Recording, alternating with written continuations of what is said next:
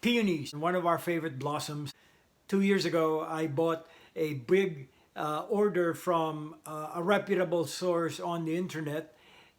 Second year now for these peonies that I initially ordered, and they are now slowly creeping from its first year of sleeping. And so I am excited to share with you how I plant, how I maintain, and what I do to keep the blossoms, how we can fully enjoy these blossoms and staking them and supporting them, especially during the days of rain. So I shall take you to the garden now and I'll show you what I do for my basic peony care and planting. Now, before we get on with the video, I wanted to thank everybody, all of you who are out there watching my videos and subscribing to our channel. Continue to share and like our videos, and also, more importantly, subscribe to the channel as well. We have a lot more content about gardening, homesteading, just being a steward of your property and being a steward of your blessings. A lot more coming up here on the channel. I've also recently made a planting video of peonies that I wanted to put up and share with you, so we'll put it on the description box and also flash a card up here on the screen, that way you can easily access it. Now that's the planting video of these peonies, but now I wanted to show you how we care for, how we nurture, and how we maintain these peony plants. On this garden bed and in this clip, you see me removing these big resin pots that I have used to cover the peony plants. I used them for cloches and protective coverings on these peonies because there were 2 nights when we had very unusual cold temperatures pass through the area, and when it swept through the garden, it left the garden having a lot of frost damage. It was 27, 28 degrees those nights, and we wanted to protect these prized peonies out in the landscape. Peonies come in 3 types: herbaceous, intersectional, and tree peonies. All peonies are deciduous, meaning they die back in the winter and come back in the spring. Now, the herbaceous ones are the common ones, which are the soft stem ones. The tree peony, as the name states, is the woody kind. Now, the intersectional kind is the hybrid between the herbaceous and the tree peonies. The Japanese nurseman Toichi Itoh was the first to succeed in hybridizing tree peonies with herbaceous peonies back in the 1960s. They kind of fell out of favor, but from this new hybrid group, which are also known as Itoh peonies, a vibrant palette of colors emerged. Acorn Hill to date boasts about 20 different types of peonies, to which we are trying to collect as much Itoh peonies as we can. They are easy to grow. Every year there's a lot of eyes that emerge from the rhizome of these peonies, and definitely worth the effort. Intersectional peonies resemble those of a tree peony, while the growth habit is similar to that of the herbaceous ones. The flowers are held upright on top of a bush and never require any kind of support. And so, after the 2 nights of frost, it is now time for me to stake my herbaceous peonies. At maturity, these plants grow to about 3 feet tall and need good support, so the massive flower heads do not droop on the ground once they bloom. I'm here in the backyard checking out our prized Itoh Intersectional peonies that I've planted on this long perennial border 2 years ago, and so now we are looking at a full flush of growth from this section of the garden. I built this long perennial border at the base of our retaining wall last year, I think. Yeah, so I have several. I got more than a dozen peonies that are planted along this long border that have now sprouted and have come up the ground. They are about a foot tall to 14 inches tall. And around this time of the year, every year, when the herbaceous peonies are about a foot off the ground, I make sure that now I put out the stakes so the peonies are well supported. And this is the day when I start staking them because we don't want them flopping down and flopping over when they start growing.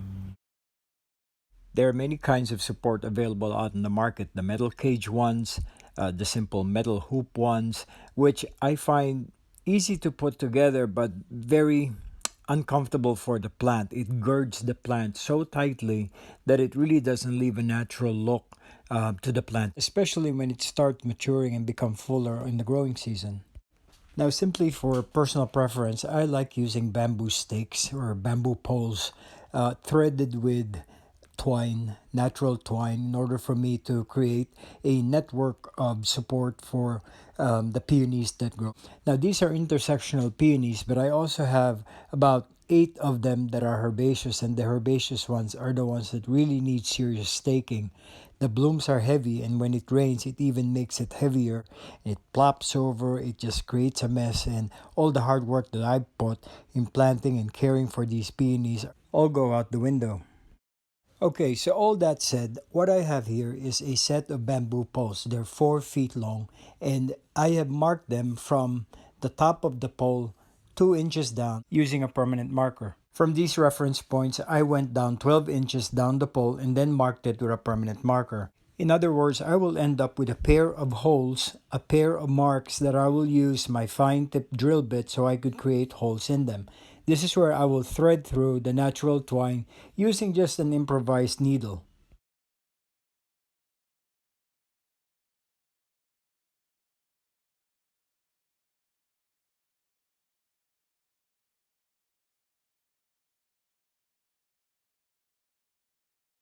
It is my first year to prepare them using bamboo stakes so I could use them year after year. It is, I think, much more functional and easier to look at compared to the girding circular grid that we normally get for peony. So I had to devise a way for this to look a little bit more natural. I wanted to be discreet, and I wanted to be easy to take care of and remove once the growing season is over.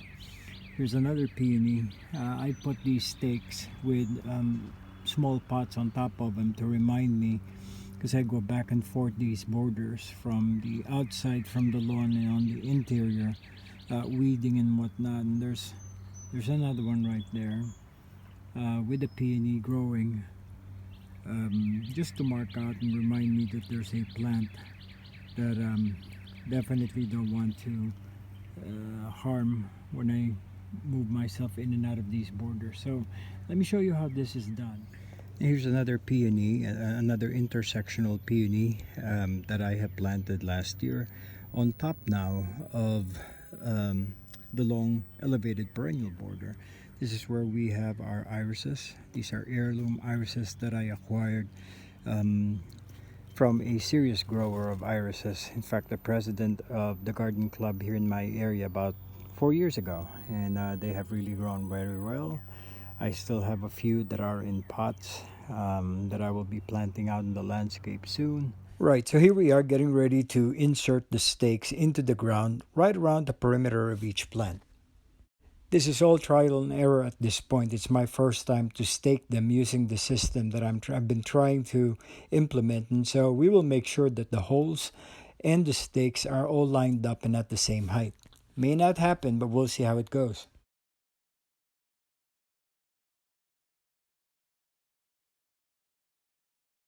After eyeballing and looking that the eyes or the holes at the bamboo stakes are kind of lined up close to being even, this is when I started using jute twine.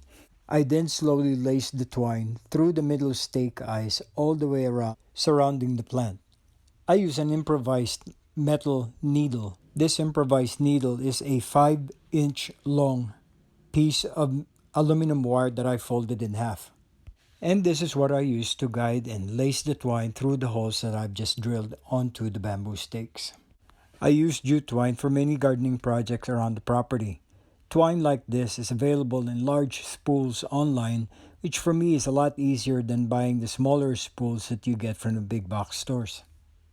I did the same process of needling and lacing the jute twine through the holes on the top section, the top holes of the bamboo stakes. And again, like I said earlier, it's my first time to try this system. It is trial and error. I did some form of organized manner of lacing and putting the twine through, but there are some areas also where it's not as perfect as I wanted it to be. But no matter, once all these blossoms and all these foliage are fully matured, you really won't be able to see some of them.